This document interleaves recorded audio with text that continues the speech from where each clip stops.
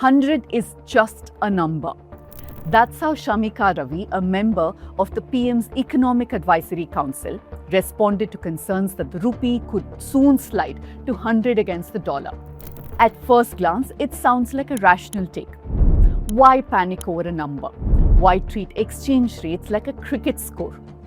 And why should the government spend billions trying to defend an exchange rate that may no longer reflect the economic reality?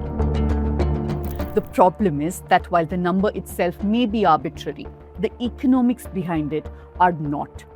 In fact, anyone making the opposite argument is overlooking some fundamental realities about how the Indian economy works and why policymakers, investors, and central banks pay such close attention to exchange rates in the first place. Because such statements assume that India can comfortably absorb a weaker currency and live with the consequences. But here's the thing, sooner or later, it shows up somewhere, and ultimately in bills that businesses and households have to pay, including you and me. Let me explain.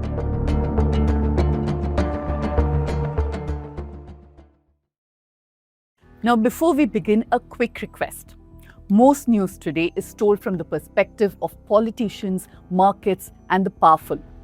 If you believe journalism should answer to its audience rather than advertisers, corporations, and political interests, then please support the show.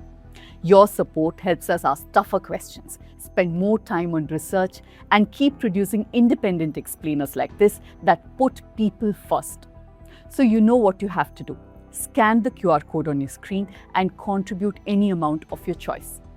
Most stories don't end where our video does. If you want follow-ups, extra reading, and a closer look at the issues that we cover, then you can follow the Let Me Explain WhatsApp channel. We'd love to have you there. Scan this QR code and start following our channel.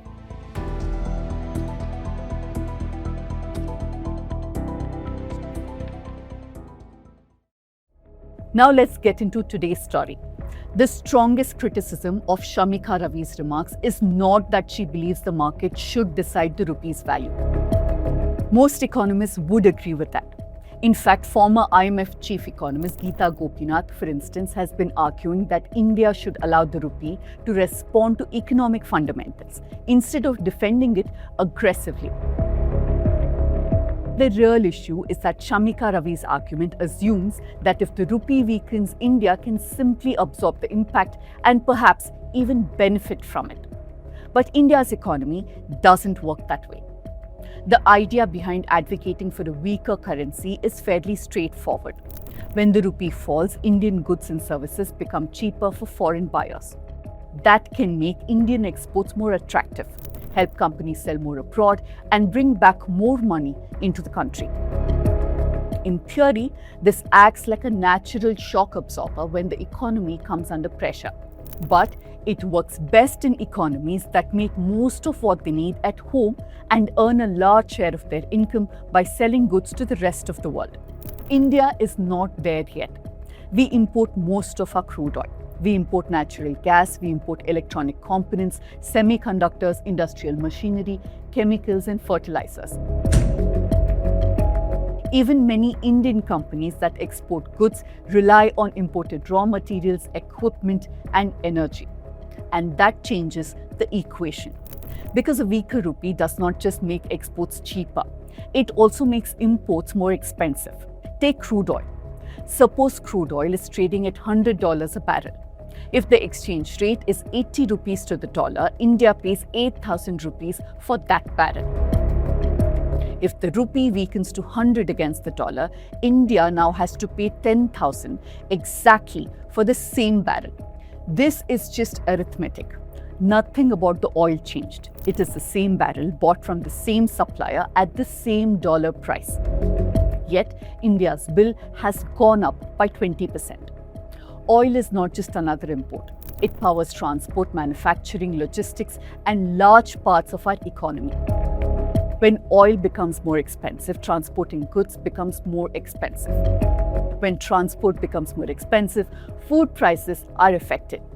Manufacturing costs rise, delivery costs rise, businesses facing higher costs eventually pass on at least some of those costs on to the consumers. That's you and me again.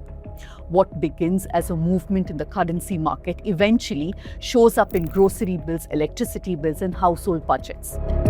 This is why economists pay attention to exchange rates, not because they're obsessed with a number on a screen, but because exchange rates influence prices throughout the economy. And this is where Shamika Ravi's argument runs into a big problem. She suggested that policymakers should focus on inflation rather than exchange rates. But for a country like India, the two are very closely linked, as I explained before. Economists have a technical term for this, the exchange rate pass-through. The idea is simple. If rupee buys less from the rest of the world, Indians often end up paying more for the goods and services at home. So it is difficult to separate inflation from exchange rates because one closely affects the other. Now, supporters of Shamika Ravi's position would point out that a weaker rupee can also bring benefits, and they're not entirely wrong. A weaker currency, like I said earlier, can help exporters. An American company buying Indian software services, textiles, or pharmaceuticals may find them more attractive if the rupee weakens. Exporters also earn more rupees when they convert their dollar earnings back into Indian currency.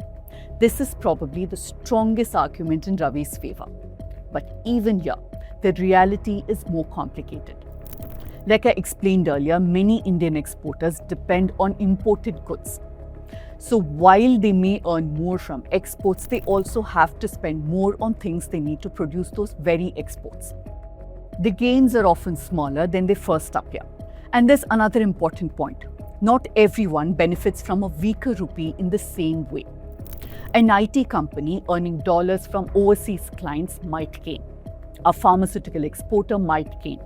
A larger manufacturer selling products abroad might gain. But a family or a small business paying more for fuel or a student planning to study overseas is likely to lose. That matters because it changes how we think about currency depreciation in the first place. It's not just a technical adjustment happening in financial markets.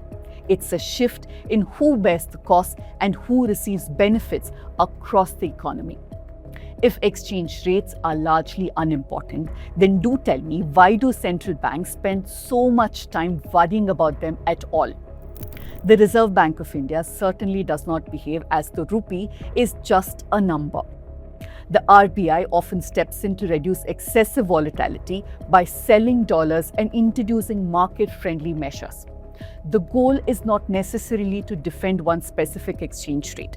The goal is to prevent sharp fall in the rupee, because they know that the exchange rates affect everything from inflation and investment to borrowing costs and business confidence.